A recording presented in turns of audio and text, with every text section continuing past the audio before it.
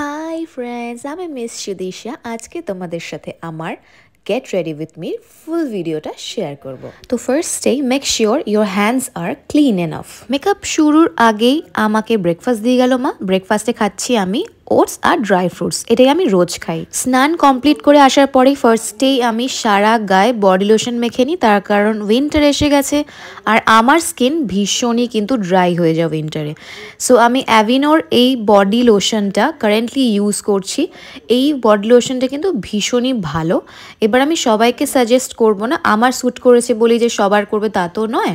এরপরে করে নেব আমার ফেসটাকে ময়শ্চারাইজ। আমি উইন্টারে জনসন বেবি ক্রিমই ইউজ করি, অন্যান্য সময় অন্যান্য ময়শ্চারাইজার ইউজ করি। আর মেকআপের সময় অলওয়েজ আমি ম্যাকের স্ট্রোব ক্রিমটা কিন্তু ব্যবহার করেই থাকি। যেহেতু আমার ডে লাইটে শ্যুট ছিল তাই সান প্রোটেকশনের খুব প্রয়োজন, তাই আমি পন্ডসের একটা সানস্ক্রিন মেখে নিয়েছি। ম্যাকের এই স্ট্রোব ক্রিমটা এত সুন্দর স্কিনের উপরে গ্লাইড করে যে কিছু বলার নেই, পুরো মাখনের মতো। তো তোমরা অনেক ক্লোজলি দেখতে পাচ্ছ যে আমার স্কিনের মধ্যে বেশ কিছু দানা দানা র্যাশেস বেরিয়েছে, যেটার কারণ হলো শুধুমাত্র আমার স্টামাক প্রবলেম, যেটার জন্য আমি এতদিন ধরে ভুগছিলাম, এবং আরও কিছু হরমোনাল চেঞ্জেসের জন্য আমার ফেসে 2-3টে পিম্পল বেরিয়েছে প্রায় বহু বছর পর। কারণ আমার স্কিনে কোনো রকম কোনো পিম্পল কিন্তু বেরোয় না, কিন্তু ছোটোখাটো র্যাশ বেরিয়েই থাকে। আইব্রো প্লাক করার পর কপালে ছোটো ছোটো দানা সবারই আই গেস বেরোয়, সব মেয়েদেরই বেরোয়, তাই আমারও বেরোয়। ময়শ্চারাইজিং করার পর 5 মিনিট অপেক্ষা করতে হবে পুরো ময়শ্চারাইজারটা যাতে স্কিনের মধ্যে সুন্দরভাবে অ্যাবজর্ব হয়ে যায়। তো 5 মিনিট পর ফাউন্ডেশন নিয়ে এসেছি, এবার ফাউন্ডেশন লাগাবো। আমি লিকুইড ফাউন্ডেশনই লাগিয়ে নিচ্ছি। কোনো রকম কোনো ফাউন্ডেশন কেনার আগে আমি প্রচুর রিসার্চ করি যাতে সেই ফাউন্ডেশনটা আমার স্কিন টোনের সাথে একদম পুরোপুরি বসে যায়, কোনোভাবেই দেখে যাতে ওভার বা ড্রামাটিক না লাগে। গলার কালার এক, মুখের কালার এক, বা ফর্সা দেখানোর জন্য আমি কখনোই ফাউন্ডেশন কিনি না। দেখো এই ফাউন্ডেশনের কালারটা কি সুন্দর আস্তে আস্তেভাবে আমি আমার স্কিনের উপর বসিয়ে নেব। ফাউন্ডেশন লাগানোর পর একটুখানি কনসিল করে নেব আমার আন্ডার আই এরিয়াতে, বিকজ আমার ডার্ক সার্কেলের প্রবলেম আছে।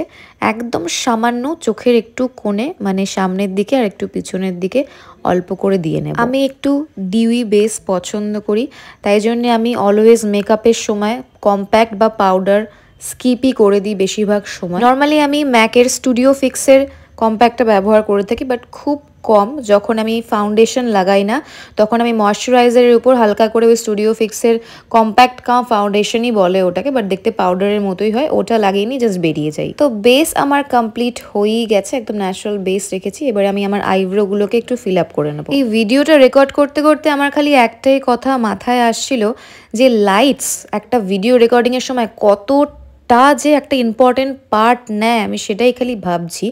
আজকে আমি যে রেকর্ডটা করেছি উইদাউট কোনো রকম কোনো লাইটস না জ্বালিয়ে করেছি, জাস্ট শুধুমাত্র সানলাইট।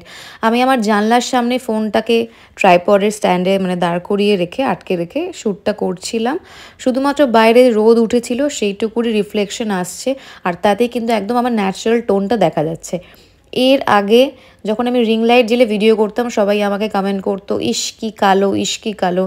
যদিও কালো হলেও আমার কিছু যায় আসতো না, কারণ তোমরা অনেকেই জানবে, তোমরা অনেকেই জানো যে আমি কীরকম টাইপের মানুষ। আমার কাছে চেহারা, গায়ের রঙ এগুলো কোনো ম্যাটার করে না, কিন্তু আমার নিজের স্কিন টোন যেটা, সেটার থেকে যদি আমাকে কালো দেখায় সেটা তো আমার খারাপ লাগবেই, তাই না? এখন আমি তো ইনবর্ন কালো নই, আমার স্কিন টোন যেটা সেটা এখন ঠিকঠাকভাবে দেখা যাচ্ছে ভিডিওতে, কিন্তু এক এক সময় রিং লাইটের সামনে ভিডিও করলে অত্যাধিক বেশি কালো লাগে, মানে যেটা একেবারে সত্যিই চোখে লাগে, আমার নিজেরই চোখে লাগে। তো এবারে আসি আমার ফেভারিট পার্ট, সেটা হলো ব্লাশ।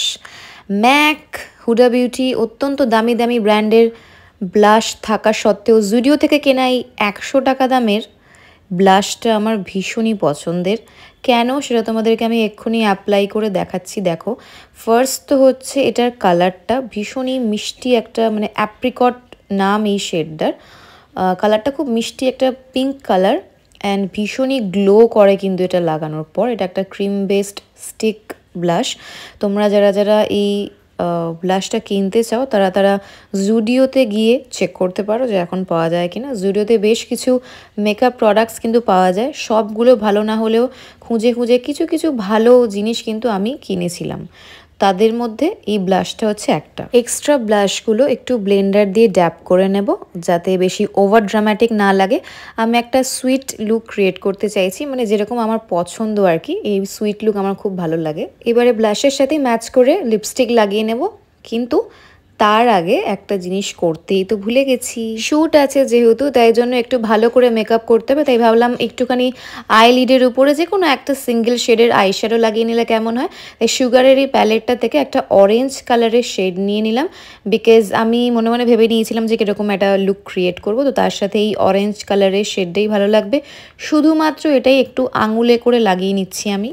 আঙুলে করে ভালো করে পুরো লিডে লাগিয়ে নেওয়ার পর ব্রাশ দিয়ে ওটাকে হালকা হাতে ব্লেন্ড করে নেব। শ্যাডো লাগিয়ে নেওয়ার পর লাগিয়ে নিচ্ছি ম্যাকের এই মাস্কারাটা, যেটা আমি নতুন কিনেছি কয়েক মাস আগেই। এক্সটেনশন করানোর ফলে আমার চোখের পাতাগুলো তো ছিঁড়ে গেছেই, তার মধ্যেই একটুখানি যতটা পারা যায় লাগিয়ে নিচ্ছি। এক্সটেনশনস মানে আইল্যাশ এক্সটেনশনের কথা বলছি, এটা করলে দেখতে তো সুন্দর লাগে কিন্তু চোখের পাতার কিন্তু খুবই ক্ষতি হয়। তো লিপ কম্বো হিসেবে ফার্স্টে নিয়ে নিয়েছি এই মভ কালারের একটা লিপ লাইনার। অলওয়েজ আমি লিপস্টিক লাগানোর আগে লিপ লাইনার দিয়ে ভালো করে আমার লিপটাকে কিন্তু আউটলাইন করে নিই, তাহলে কিন্তু খুব সুন্দর দেখতে লাগে।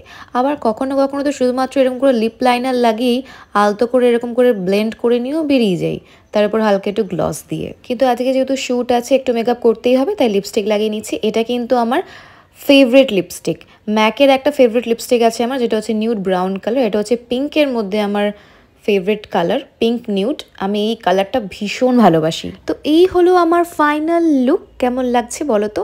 আর দেখো, সামনের এই চুলটা আমাকে আজীবন বিরক্ত করে গেল। একটা সফট গ্ল্যাম লুক ক্রিয়েট করেছি।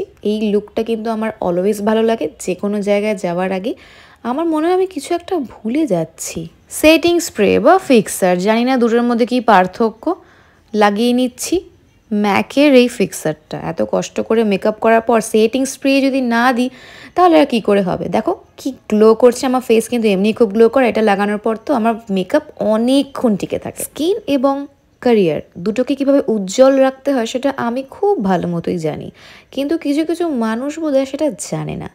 সো বেটার হবে সেটাই যদি যত তাড়াতাড়ি তারা সেটা শিখে নেবে। আজ এই ভিডিওটা কেমন লাগলো অবশ্যই কমেন্ট করে জানিও। দেখা হবে খুব শীঘ্রই পরের ভিডিওতে।